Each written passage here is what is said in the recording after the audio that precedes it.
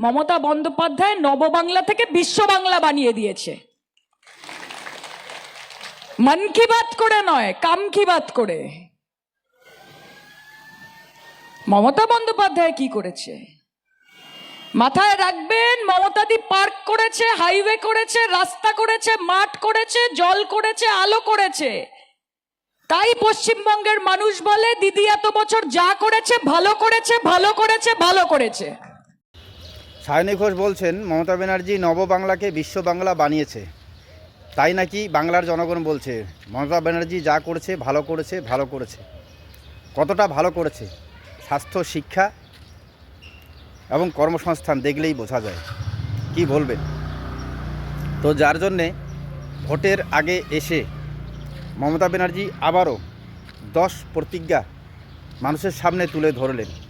মানে আরও মমতা ব্যানার্জিকে 5 বছরের জন্য সরকারে ভোট দিয়ে আনুন। আবার তিনি 10 প্রতিজ্ঞা আরও কী করেছেন সেগুলি এবার করবেন। তো আমি খালি আপনাদের 10 প্রতিজ্ঞার মধ্যে কিছু তথ্য তুলে ধরব। যেমন লেখা আছে, যুবদের পাশে জীবিকার আশ্বাসে। তো যুবকদের পাশে জীবিকার আশ্বাসে মানে নতুন করে আবার জীবিকার আশ্বাস দিচ্ছেন যুবকদের, যেটা 15 বছরে হয়নি। বাজেটে কৃষকদের হাসি। তো এই 15 বছরে কি কৃষকদের জন্য বাজেট হয়নি?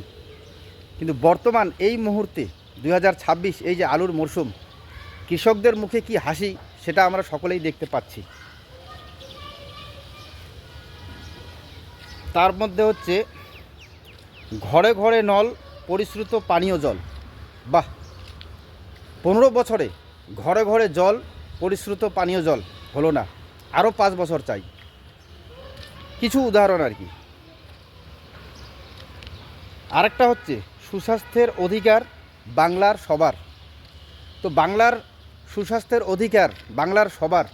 তো এই 15 বছরে কি করলেন সুস্বাস্থ্যের জন্য সেটা তো আমরা সকলেই বুঝতে পারছি।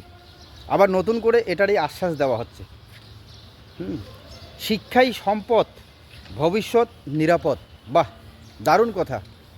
এই 10 অঙ্গীকারের মধ্যে এই অঙ্গীকারগুলো পড়লে খুব ভালো লাগে। কি সুন্দর, শিক্ষাই সম্পদ, ভবিষ্যৎ নিরাপদ। তো 15 বছরে শিক্ষার সম্পদ যারা অর্জন করেছেন, সুশিক্ষিত হয়েছেন, তাদেরকে তো ভাতার লাইনে দাঁড় করিয়ে দিলেন। এটাই হচ্ছে ভবিষ্যৎ নিরাপদ, ভাতা দিয়ে।